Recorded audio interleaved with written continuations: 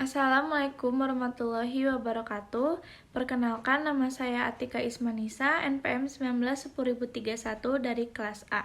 Di sini saya akan menyampaikan sedikit materi mengenai hukum jaminan di bawah bimbingan Bapak Dr. Saim Aksinudin SH.MH. Seperti yang banyak kita ketahui, saat ini banyak masyarakat Indonesia mengartikan hukum jaminan adalah hukum gadai. Namun, rupanya hukum ini lebih dari sekedar gadai-menggadai.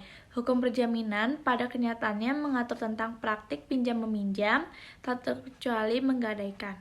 Hukum jaminan adalah aturan hubungan hukum antara penjamin atau debitur dan penerima jaminan atau kreditur sebagai akibat dari pengenaan hutang atau kredit tertentu dengan jaminan atau benda dan orang tertentu. Undang-undang hukum jaminan tidak hanya mengatur keamanan hukum kreditur sebagai pemberi hutang, tetapi juga perlindungan hukum bagi debitur sebagai penerima hutang. Definisi hukum jaminan menurut para ahli, yang pertama, menurut J. Satrio, hukum jaminan adalah aturan hukum yang mengatur jaminan piutang kreditur kepada debitur. Menurut uraian Satrio, hal ini menyangkut hak kreditur dan mengabaikan hak debitur. Menurut Profesor M. Ali Mansur, hukum jaminan adalah aturan yang mengatur hubungan hukum antara kreditur dan debitur ketika agunan diperlukan dalam pemberian kredit. Sedangkan Sri Soedawani Majun Sofwan menjelaskan, hukum jaminan merupakan undang-undang yang mengatur konstruksi yuridis dan memungkinkan pemberian fasilitas kredit melalui penjaminan barang yang digunakan sebagai jaminan. Pada hakikatnya, hukum jaminan adalah suatu peraturan hukum yang mengatur hubungan antara penjamin dan penerima jaminan sebagai akibat dari pengenaan hutang tertentu dengan jaminan.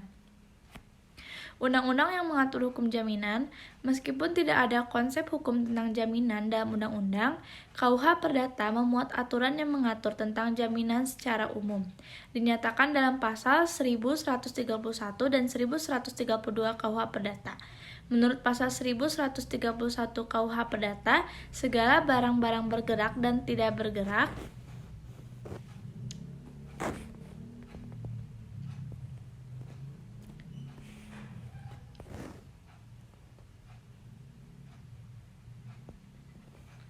Segala barang-barang bergerak dan tak bergerak milik debitur, baik yang sudah ada maupun yang akan ada, menjadi jaminan untuk perikatan perorangan debitur itu. Alhasil, berdasarkan pasal ini, seluruh harta benda seorang otomatis menjadi jaminan atas utang.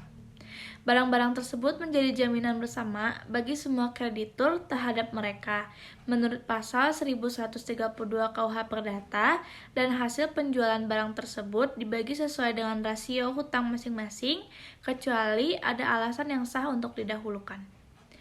Materi yang kedua, fungsi jaminan dan hukum jaminan. Jaminan berfungsi memastikan piutang bisa kembali dengan cara vendu. Maka, fungsi hukum jaminan adalah menjaga kelancaran pengembalian dana yang diikat dengan hak jaminan. Untuk mewujudkan kelancaran pengembalian piutang, perlu lembaga jaminan seperti fidusia.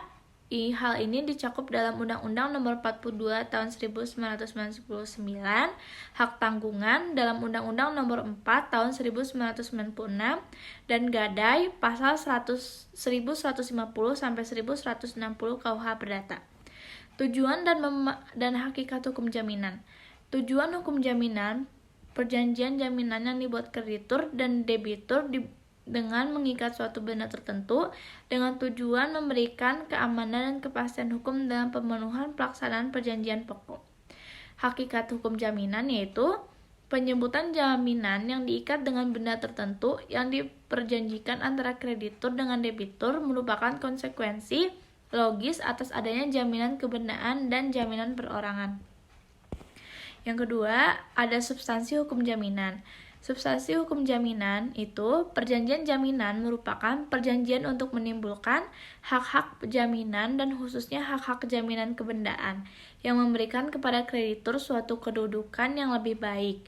Sedangkan esensi hukum jaminan Jika jaminan, sesuatu perbuatan dengan niat tulus dan itikat baik yang diberi dan diserahkan kepada kreditur untuk meyakinkan debitur akan memenuhi kewajiban yang dapat dinilai dengan uang yang timbul dari suatu perikatan, maka di balik pemberian oleh kreditur atas suatu penerimaan utang, terkandung kewajiban melunasi piutang, jika sebaliknya barang jaminan menjadi taruhannya.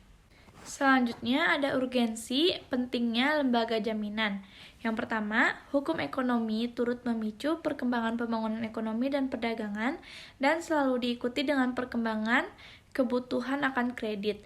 Oleh karena itu, perlu lembaga hukum untuk menjaga keberadaannya.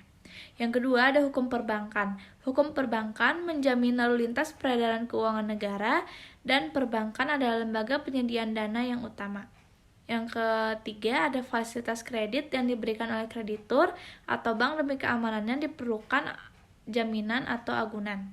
Dalam prinsip pembangunan ekonomi, di balik hutang akan banyak kreasi dan kerja yang menghasilkan banyak produksi. Itu disampaikan oleh Adam Smith. Selanjutnya ada objek barang jaminan. Objek barang jaminan yaitu sesuatu yang mempunyai nilai yang dapat dinilai dengan uang dari kepunyaan debitur yang diserahkan atau diperjanjikan secara terpisah dengan hartanya yang lain disertakan dalam perjanjian untuk menjamin hutangnya. Hutang tanpa disertai objek atau barang jaminan maka akan menjadi semata-mata hanyalah suatu perjanjian umum atau kontrak biasa atas suatu hutang atau atas piutang dan hanya suatu kewajiban pula sebagai formal atau umum untuk memenuhinya. Batasan-batasan atau syarat-syarat barang atau objek jaminan.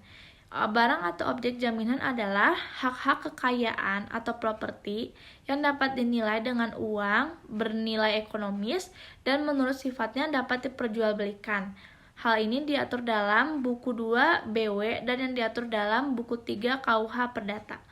Yang kedua, benda yang digunakan sebagai jaminan harus benda yang dapat dialihkan dan mempunyai nilai jual. Jika debitur cedera janji, maka akan kreditur melakukan eksekusi benda yang dijaminkan. Yang ketiga, benda yang dijaminkan bukan hanya ius in rem, tetapi juga ius in personam. Sekian dari saya. Maaf apabila ada kesalahan penyampaian atau salah-salah kata. Terima kasih. Wassalamualaikum warahmatullahi wabarakatuh.